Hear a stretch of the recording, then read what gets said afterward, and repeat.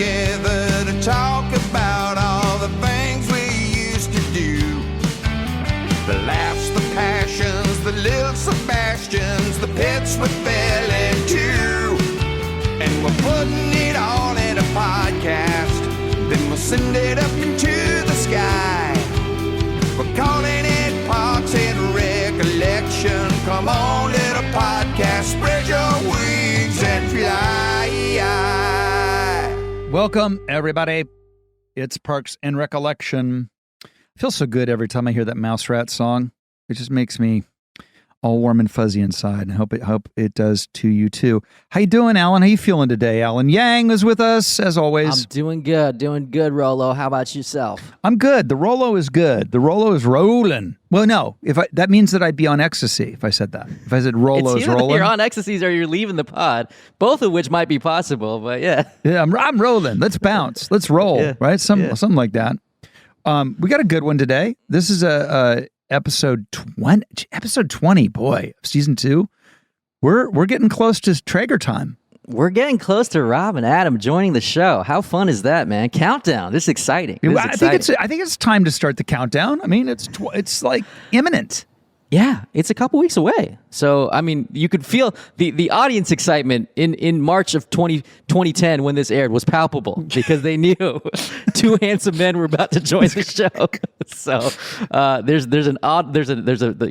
a tangible heat in this episode. It's hot. Shall we get into what this one's about? By the way, is what's more hot than summer? And this is summer catalog. See the way we're professional podcasters. We know how to weave storylines together. This is episode 20 of season 2, and it aired on March 25th, 2010, written by Katie Dippold and directed by Ken Whittingham. Katie, a great writer, has been a guest of us before many times, and I'm sitting back and I'm ready for my favorite part of the show, the Alan Yang synopsis. Synopsis, here we go. Synopsis, sisters and brothers, here we go. While working on the Pawnee summer catalog, Leslie excitedly organizes a reunion between Ron and his 3 predecessors. She anticipates a joyous occasion and plans to write a letter about it for the catalog. None of the 4 men, however, get along with each other, and they all have difficult personalities. Later, a frustrated Leslie decides she can't write the catalog letter. She stops treating the former directors with any respect, calls them turds when she briefly takes a throwaway picture and then walks away. Ron takes Leslie out to dinner to apologize and vows they'll never grow to hate each other the way the 4 former directors do. Tom is tasked with taking the cover photo of the summer catalog and convinces Anne and Mark to pose for photos at a community park. Tom is repeatedly frustrated with Anne, who has a difficult time appearing happy. When the photos are finished, Anne agrees she looks miserable and asks that the pictures not be used. Mark appears concerned that Anne's unhappiness is a reflection of their relationship. Meanwhile, after helping Leslie set up her picnic, Andy asks whether April wants to get drinks after work, and she agrees. However, when they arrive at a bar, the bouncer easily notices April's 20 years old. Andy decides to go home, seemingly uncomfortable about their age difference. Later, the summer catalogs arrive with a photo on the cover of April and Andy appearing happy together at their picnic. Lovely episode. Very heartfelt by the end there, Rob. Very, very much so. I feel like this might have been the episode where I first visited Parks and Recreation on location. I think. Oh, wow. Where'd you go? The Snake Hole. Okay, right. And we were preparing for new guys to arrive, and you can kind of tell because Anne and Mark are about to break up, I think was one of the hints, right? It's like they're taking these photos together, and it feels like, spoiler alert, they might not make it. Yeah, you definitely feel the Brendanowitz era coming to a close. Yeah, he's just in fewer scenes, and it's like it's like he's doing talking heads where it's like, I think everything's going good in the relationship, and then Anne is like, I'm unhappy. So I feel like he's gone pretty soon. And then, a couple episodes from now, not to spoil it, but I think you kiss Anne. So I think we know what's going to happen pretty soon. Yeah, I'm coming in and I'm kissing my way through Pawnee immediately. I like the way Leslie compares the summer catalog in Pawnee to Vogue. Yeah, the September issue. This was before that documentary came out. There's a great doc called The September Issue, and that's what this is, right? Yeah, the September issue is the one because that's where all the Christmas ads come in. That's why September's a thing. When's the last time you flipped through a Vogue? Because it's been a bit for me, I'll confess. Yeah, and it's not. And Vogue isn't what it like all magazines. They're not what they used to be. They just aren't. They don't occupy the same place in the consciousness whatsoever. Yeah. And Vogue is just hanging on for dear life. But there was a time when it was like a really, really super big deal. This is a super tangent, but do you think models, again, not to, do you think models ever get upset that these covers are just all celebrities now? It's like it's usually not models. Like that's something I noticed about perfume ads too. It's like, it's always like, it's Portman, or it's like, it's famous actors, or it's Venus Williams or something. And they're never, they're rarely men. Like even GQ, if they can find their way clear, would rather have a woman. Women sell way better on the stands than men do.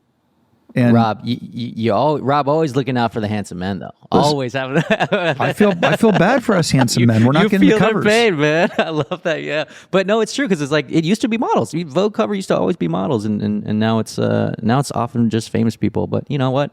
People love famous people too. Rob, you'll always be a famous person, so you got that going for you. By the way, people love celebrities. But I'll tell you what. Let me ask you. Okay, how many times do you think I've been on the cover of GQ? I don't know, man. That just feels like a trap for me as your friend. It's a trap. I'm going to say 100. Well, let me just say, what year was the first year I was on the cover of GQ? I would say the 80s. It's got to be, right? How about 4 years ago? Wow. I mean, that's actually incredible. GQ's been around for a long time, right? So it was around. Never, ever, ever, ever, ever in all the different iterations of my career was I ever on the cover of GQ until about 4 or 5 years ago. I mean, and I love Zach Galifianakis, but I remember that was the one that made me jump off of a Dude, I love that idea of you picking up GQ. This is a scene in a movie. You picking it up and Zach is on the cover. That is tremendous content. Just the look on your face, just a single tear, man. It's like, man, Zach G made it before me. Zach G coming out hot. That's pretty funny. I'm 40 years down the road ahead of him. I'm still not on the cover of GQ. I bet if he heard this story, he would laugh too. He would be like, be happy. I don't. He's like, I don't deserve it. Yeah, he's like, I don't deserve it. Listen, but it's like Ty Cobb said, it ain't bragging if you done it. The man did it. I mean, yeah. Well, you guys are both. You guys are both in the club now. You guys are both in the club. I finally made it, but it made me laugh. The whole obsession with magazines made me laugh because it feels very like of another time. That was incredible. So it begins very early in the episode. Tom is doing a presentation about the catalog, and he opens it by saying, "I love ads." Right? He's like, he loves magazine ads, and you're like, "Wow, this is now so dated." Because if that character existed now, he'd be talking about TikTok videos, he'd be talking about NFTs, he'd be talking about promoting stuff on social media. In this one, he literally is like, "I love ads, and I love my TiVo." He mentions TiVo at some point. Like it's like, wow, TiVo. That's very specific of the time, right?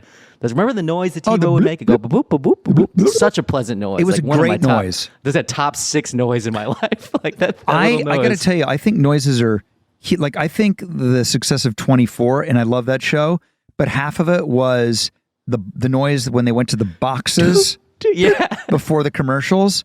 It's like it was so satisfying. I mean, you want to talk top TV noises. What about Law and Order? Dun, dun. Like, oh my god, like that's a top noise. Top man. noise. That's a top noise. All of these were noises on the sound effects, Alan. Do you remember in the room?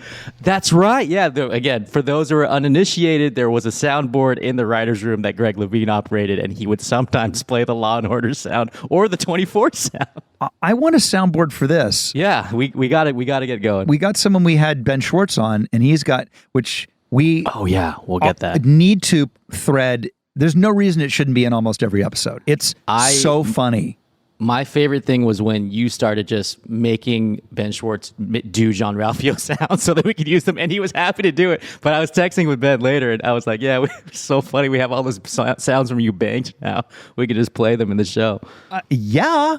That was great. I like when April says, can you Photoshop your life with better decisions, Jerry? That's a great line. That scene, it's again, sets up the Jerry game that we used over and over and over again. And also, it's, in many episodes, Tom is giving a presentation. He has a glass of whiskey like he's Don Draper in Mad Men. And so I specifically remember like saying we should have him do that, right? Someone in the room was pitching. I'm not saying I pitched it, but like he has that. And then that later on in that presentation, he has that picture of him looking pensive with a tiny espresso mug in his hand. And we used that photo, I'm not joking, 20 more times in the show. Like that, I think it was made for this one. It was like a photo shoot we did. You don't have to do, for those of you who don't know, we do like still photo shoots to get those, images into the show. So you have to schedule that. So it's a pain kind of. But we had that photo. And we just used that photo of Tom over and over and over again for everything. So I laughed when I saw it because I remembered that photo. Tell me about there was apparently a grammar debate in the writer's room about the spelling of catalog.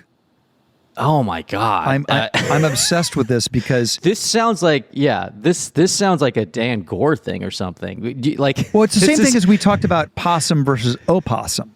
I mean, we could go off as we should. What do you mean? We could go off. I think we're going to go off. It's so catalog either just ends in log, like the word log, or ends in a catalog with like LOGUE. Like where do you come down on? Where do you come down on this debate? I think I just go simpler. No UE. How about you? I feel like why are people using the UE? That feels British to me or something. I'm not British. I don't need to doff my chapeau. We declared our independence from the UK. Thank you. We don't need that. No, get out of here with that spelling. So, Greg, do you remember what the debate was? Was it like we should spell with a UE? Because that seems insane. Why would we do that? I think it was pretty much just which looked better and which one people wouldn't be so like jarred from seeing. Because this goes way back, but in season 1 for Alan, your episode Boys Club, we spent like 30 minutes debating whether or not the apostrophe should be before the Y, after the Y or after the S. It's gotta go after. It's gotta go after. We put them both on screen and stared at them and voted to see which one it should go to. And grammatically, it had to go after the S, but everyone thought it looked weird. And I think by that point, we had a few grammar debates in the room. I mean, yes. So, because it isn't... My mom was somewhere. My mom, God rest her, is so happy that we're having. She was an English teacher having this debate because it's not a boys' club that is his. Exactly. It's multiple. It belongs boys. to multiple boys. Hence, boys should be plural, and then it's a plural possessive with an apostrophe after it.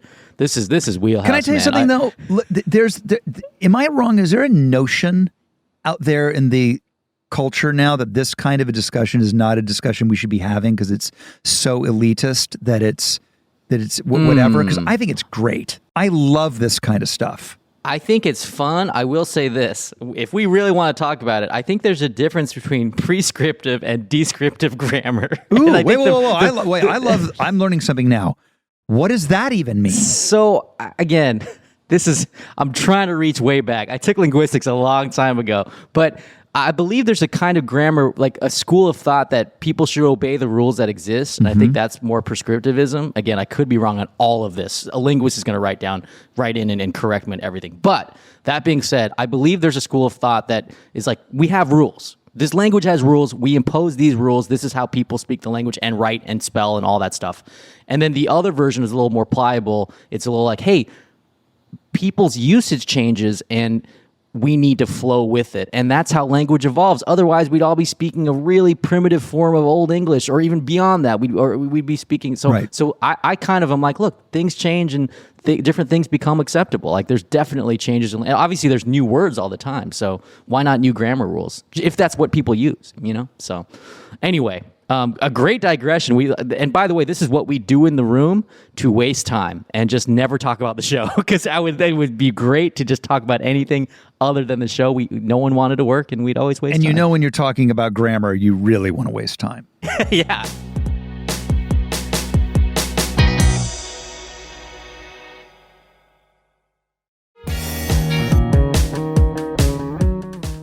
I did notice a funny scene where April and Andy are throwing like bread at each other. and it was right next to where we parked. So I just remember that's where we parked our cars.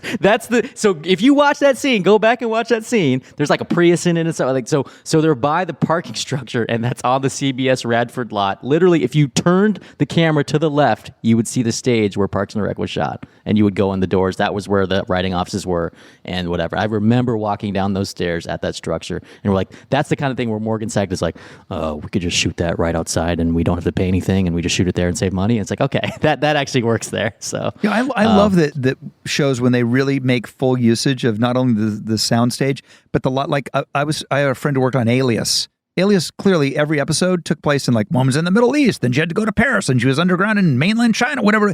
It was literally all on the Disney lot. And there was one patch, like a triangle of grass, the size that honestly, like if you were in an apartment complex, you'd be happy to be able to walk your dog to go to the bathroom. Like we all know what that looks like.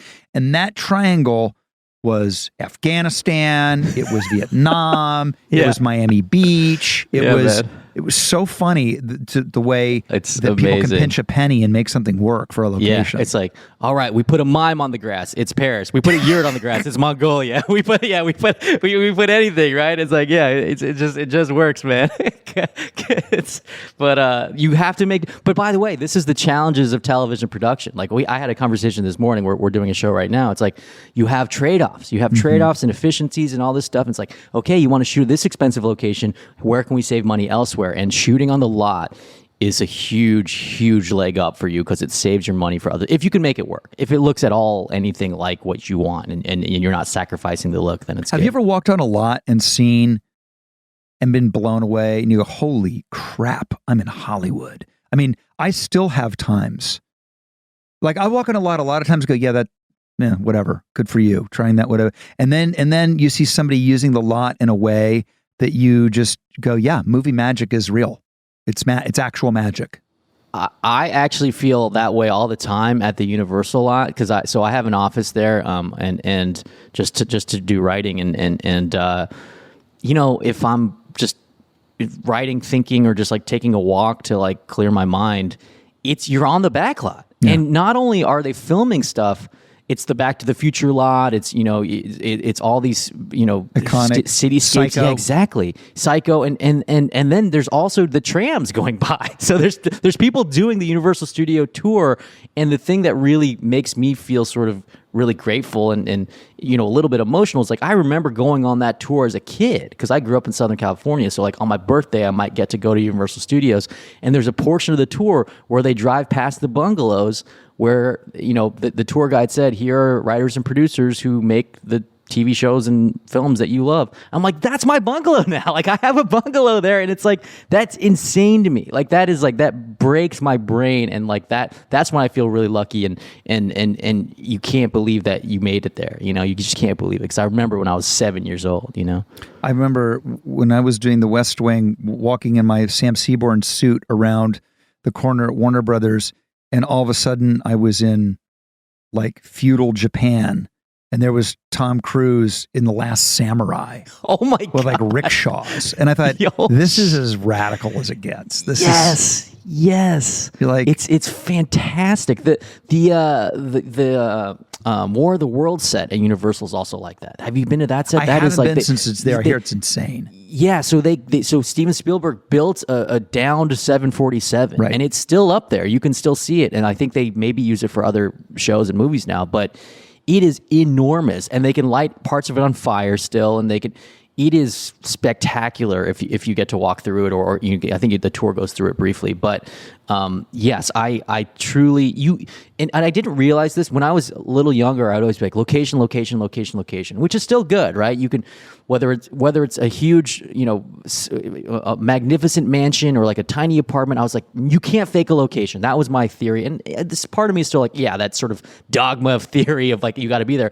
But I will say, having done enough stuff on set and on stage and all that stuff, Man, you don't know. We did the third season of Master of None, and we shot it almost entirely on a stage, and everyone asked me where that house is. Everyone asked me where the house is. And we built the entire thing. Amy Williams, our production editor, built the entire house. And it's on a stage in London, and we were pretending it was upstate New York, and nobody knew. Nobody knew. So movie magic, all the people, all the artisans and craft people and people who build that stuff is incredible. I like to watch things and go, soundstage or location, and try to guess. I'm obsessed with Vikings. We've been talking about Vikings, and and by the way, because the lead is named Rollo. Yeah, I think he's the handsome Skarsgård. One of the bazillion. The Skarsgårds are the Baldwins of Scandinavia. Yes. Clearly, yeah, man. There's like a gazillion of them, and one of them is his character's name is Rollo, and but I like to go, oh yeah, I think that's actually a fake rain outside that door, and that door leads actually to a hallway. Doesn't lead to the moors of Scotland or whatever. It's fun to try to outguess the filmmakers. Yeah, and we're getting to a really, really wild point in time where if your show has enough money, like The Mandalorian or something, you go inside an entire volume. It's just a 360 green screen, and tons of that show, I think all of it is just shot on stage. All of Mandalorian is shot in a ring. It's not a green screen; it's an LED screen that they can program anything in the world into, and then within the ring there might be some rocks or some trees or some dirt or whatever. But it's insane. All of Mandalorian, all of it, is in a ring, in a soundstage. I want to pitch a show where I shoot like that, but I use my ring to just look like a studio backlot. So it's like I'm going to pay millions of dollars. The show has a budget of $200 million, but it just photorealistic CBS Radford or Universal lot, just like okay, we'll do it. I mean, we could just step outside, but I'm shooting in the ring this season on 911 Lone Star. We're going to do we're going to do 9/11.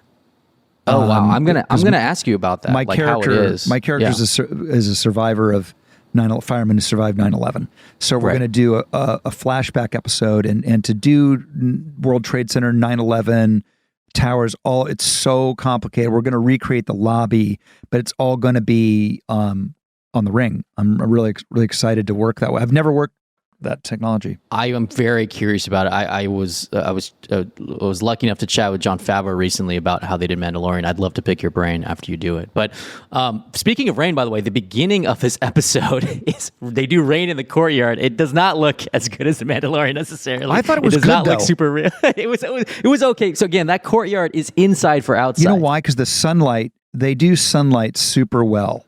Yeah. The sunlight, which also makes the stage baking hot. And it might as well actually be an actual sun for how hot it makes it.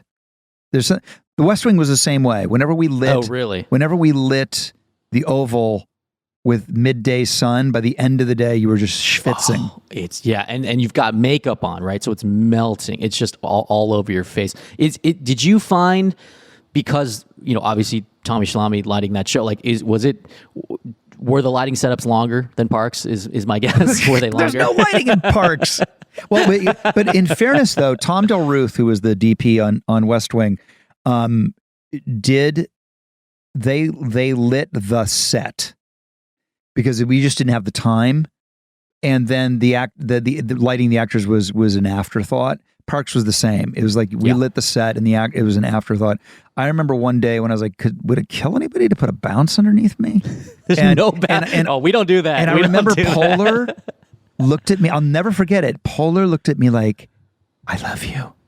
Oh, yeah. God bless you, Rob Lowe. And I think for the last couple of seasons, I could be wrong, and we got to get Trim or one of the DPs on the show. Yes. Every once in a while, not a lot, but every once in a while, they might give the actors just a smidge of help. Because figure, you're on the fifth day of consecutive 13-hour days, a little bounce under the eyes wouldn't kill you. Give her a bounce. Give her a woman a bounce. It's also just a guy holding a card, right? That's right. It's not hard. We're not bringing in a condor to add additional lights, right? This is not that yeah. But people were not really lighting on that show for vanity. Certainly, it was more about let's hang a light overhead and just shoot for speed. But it allowed for fun stuff. The another thing I wanted to point out was Ron's running in this episode, which was a very deliberate choice that I was on the fence about. I remember when we shot it, but it is very funny in retrospect. He says, he ate all the bacon. He found the bacon in Leslie's pack and says, now it's gone and I hate everything. And he runs away. And then later on, he runs again when he runs toward the food because he's hungry. And he was like, he basically, I think, justified it by saying, when Ron's hungry, he doesn't care what he looks like and he wants to just run toward the food. Running is a reoccurring theme on the show. There's a lot of Pratt runs a lot, usually without clothes. Yeah. Ron running is a big part of this. Obviously, Chris Traeger, is completely built on running. He wants to run to the moon. He wants to run to the moon. He's going to run to the moon. He's going to log the hours. Yeah, and I love also that your favorite thing about the show is the goofy jokes, and that's like a goofy joke that's also character building. So that's like, right. It's so good. The goofier, the better.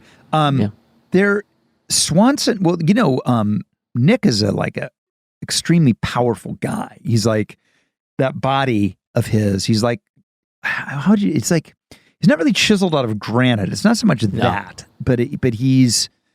It's like he's solidly built, right? It's like it's yes. He's a burly man. He's a barrel chest. He's barrel chested, and he's sort of he's built of oak. He's pretty solid. Yeah, and seeing him haul ass, it's very good. It's very funny, man. And the other directors are funny. There's one of the guys. Michael is played by Michael Gross from Family Ties. That's right. And so I remember when we were casting him and. When he goes off on his rant and we reveal that he's like quote unquote strange or something, his rant actually very reasonable now. He's just saying weed should be legal. So now he's in there. Now he's totally sane. Like in 2021, 2022, whatever, like his thing is like, he's totally sane. Like, yeah, he was smoking weed. It's like, yeah, you can do that now. And people are like, oh my God. You cut to like Leslie and Ron. They're like, oh, they're so mad that this guy likes weed. And I was like, you know what? That guy was right. So apologies to that character, Michael, because he was right. It's a nice tie-up of who planted the weed in the pit. From way back when. He's like, I planted weed in community gardens all over the weird. Like, there's world building in the show, but there's not usually that many callbacks, and like that's a callback from many episodes ago. 18 episodes ago or something. So that's the writers being like, ooh, that's kind of fun for us. And I think I remember we were pitching for a while about what made these guys sort of difficult personalities and what would work, and I think we shot a lot more stuff with them just to see what was the best stuff, and I think the best stuff probably made it in this episode. But that was a little bit tricky figuring out like how to make them awful without making them totally horrible people. But it was fun to do ultimately, and it was fun to have Michael Gross on the show. I know, what a legend. There's nothing better than when, as an actor, when you show up and like you're acting with someone and maybe it's early and you haven't really focused and you look over and you go, wait a minute. I remember this happened on. Was it Parks and Rec? No, it was something. I looked over and I said, wait a minute, you're Michael O'Keefe. You're Danny fucking Noonan from Caddyshack. Yeah. He's like, yeah. And I was like, like, oh my God. You look over, it's Michael Gross. You're like, you just can't. Michael Gross says, you were the dad on Family Ties. It's like, that's such a fun thing, man. And that happens when, actors come in to read. It's like, we were reading an actor from a different world the other day. I was like, oh man, you were on a different world. Like, that's really cool. Like, I remember that show. That is literally a different world. That's amazing. It's really good, man. And, watching this episode also made me think, about the challenge sometimes in a show like this of balancing, episodic concerns with serialized concerns. And by that, I mean, Parks is very much, look, Parks is a show that you can pick up almost any episode and just watch it, and it exists on its own, and there's a self-contained story, which is nice, right? Which is nice because you don't have to watch the entire show. That being said, there were definitely serialized elements within that. Like, if you compare it to shows now, like a lot of shows, they're like, it's like a 10-hour movie. It's like, well, I don't always want to watch a 10-hour movie, right? It's like that sometimes that's too long, and you have to, picks up exactly where the last episode left off. So in Parks, it was more like, okay, it's lightly serialized. We have these ongoing arcs, but you can enjoy the show without knowing the intricacies of each and every. Like, it's not like Westworld or something, right? It's like I gotta know every. Man, I don't know what happened. I'm totally lost. But in this one, it's like, yeah, Andy and April are kind of getting together, and Ann and Mark are kind of breaking up, and that's kind of all you have to service, right? So, you kind of work that into the overall story, which is about this catalog, and so I don't know. It's a fun kind of game of.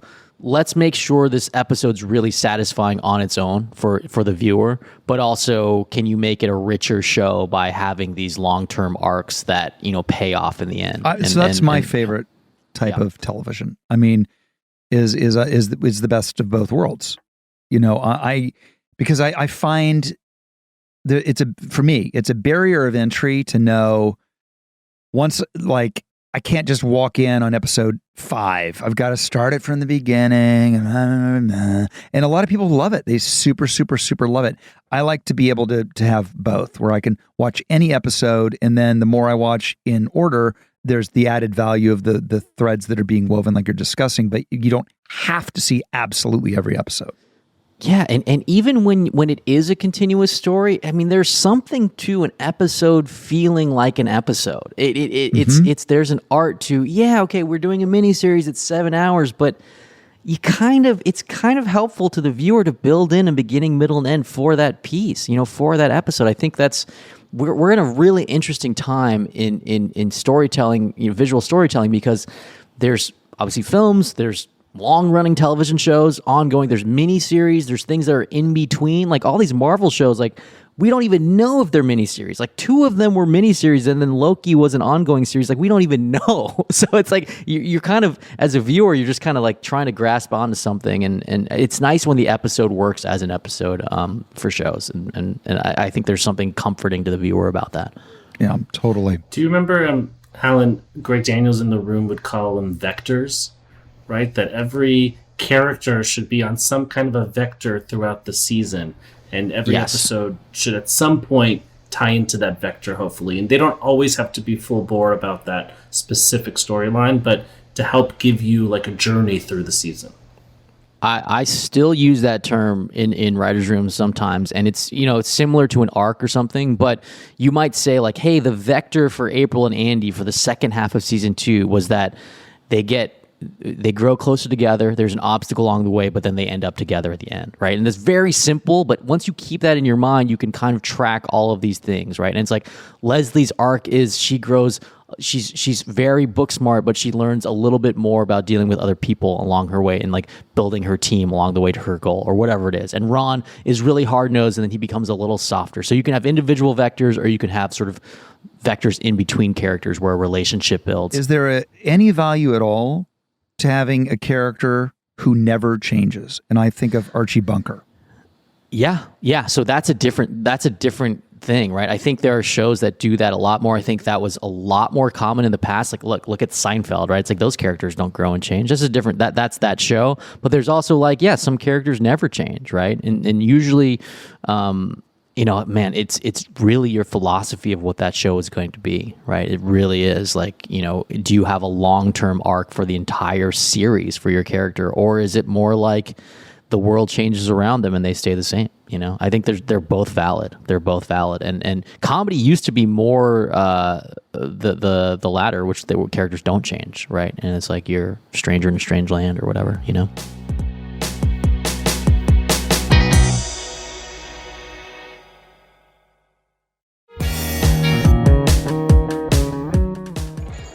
you want to go to the town hall? I think you do. Shall we move to the town howl? Is it a howl today? Is today a howl? Is it a town hall or a town howl today? Now I'm just going town howl every time, but is it a town howl? It is. Schulte says it's a town howl. So that means it's a voicemail. Where should we do this town howl? Oh, boy. I mean, should we do it in this picnic area that is in the summer catalog, that is in Harvey James Park? Yes. A picturesque place that April and Andy get their picture taken, and where the previous park directors get in their fight. Let's do it at this picnic table. Yep. Come on, everybody. Come to the picnic. It's time to howl. Let's do it, Schulte. Hi, I'm Michael from Washington, D.C., and I'm a big nerd, so obviously I loved the Cones of Dunshire. I was wondering if Ron Swanson were to make his own board game, what would it be like? Thanks. Oh, what a great question. Oh, wow. I love that. That is... Okay. So... The meats of Pittsburgh? I know. Yeah, I have a lot of thoughts, right? Yeah. So just thinking about, like, you know, baseline, you would think it would be simple, right? Because he's a simple man. He likes meat, he likes breakfast food, he likes pretty brunette women, he likes woodworking. However, he also loves puzzles. Let's not forget that. He loves scavenger hunts. So, I don't know. I almost think, here's a crazy pitch, Rob. It's a two-sided board game. On the top, it's the simplest game you've ever seen. I'm thinking literally like a tic-tac-toe level simple game. Yep. Because that's the surface that he presents to the world. And on the backside, it's a super complicated puzzle. Maybe there's a musical element with jazz. What do you think, Rob? I'm trying to think what else. Oh, I like that. I mean, what if it's I can never pronounce this word. It's the big piece of wood. Ron likes wood, woodworking, that has meat on it and cheese, usually charcuterie. Charcuterie. Charcuterie. A little salumi plate. What if it's like it's like we're using, because you got meat, different meats, you've got wood. Sometimes the board looks like a big paddle, the kind that they used to beat me with in elementary school back in Ohio. And other times it looks like a pizza thing. So you could have all kinds of artistic stuff there. You can move meats, various meats around, like Monopoly. I love that. Instead of like the top hat, you're like the it's bacon wrapped shrimp. You're the bacon wrapped shrimp. Yeah, you're bacon wrapped shrimp, and then there's a meat tornado, and then there's the turf and turf. Those are the pieces, right? Yes. Glass of Lagavulin whiskey, a little glass of Lagavulin. So those are your game pieces. I love that it's carved out of wood, and I think we do it. Meats and cheeses are the pieces. Maybe Steffi Graf is one of the pieces. Yes. And then you turn it over, and it's the most complicated puzzle you've ever seen. So it's just something for the brain. But man, this is the mark of a good character, where there's no end to how you could make the game more complicated and rich. What should it be called? I'm trying to think of the name now. I mean, do we stay with the alliterative model of Cones of Dunshire? Like I said, it's the meats of Pittsburgh. It's, I don't know what it's like, whatever it is. Is there that, or does he have his own way of his own? It's got to be. I mean, it's a game. Ron's game Ron's game is really, and it's mine. Really high up there, because let's not forget he called it the Swanson Pyramid of Greatness, and he named his team the Swansons. So he's not big on naming things in a florid manner. So I love Ron's game. All caps, very simple font. I like that. You sold me. I think we've done it. I think we need to call Mattel. I mean, let's do it. This is we made Cones of Dunshire. It was its own thing. I loved that episode. I can't wait to get to that one. But it's a real game, and man, I loved writing stuff for that one too. That was really fun. Thank you for the question, Michael from Washington D.C. Town Hall voicemail. Send in your voicemails, and maybe we'll get to them, and we'll answer them in our own town house. We'll say goodbye to the picnic area. I think that's all we got. Yeah, Rolo? Thank you, everybody, for listening. Another fun one for me. A lot of great stuff in this one. Alan, you're the man. I'm going to let you sign us off. Let's say goodbye. Thank you to producer Schulte. Thank you, producer Craig. Goodbye from Pawnee. Bye, everybody.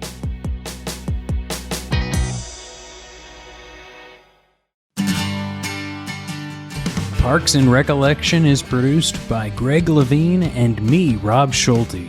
Our coordinating producer is Lisa Berm. The podcast is executive produced by Alan Yang for Alan Yang Productions, Rob Lowe for Low Profile, Jeff Ross, Adam Sachs, and Joanna Solitaroff at Team Coco, and Colin Anderson at Stitcher. Gina Batista, Paula Davis, and Britt Kahn are our talent bookers. The theme song is by Mouse Rat, aka Mark Rivers, with additional tracks composed by John Danik.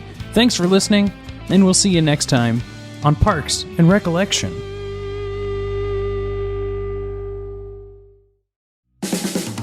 This has been a Team Coco production. in association with Stitcher.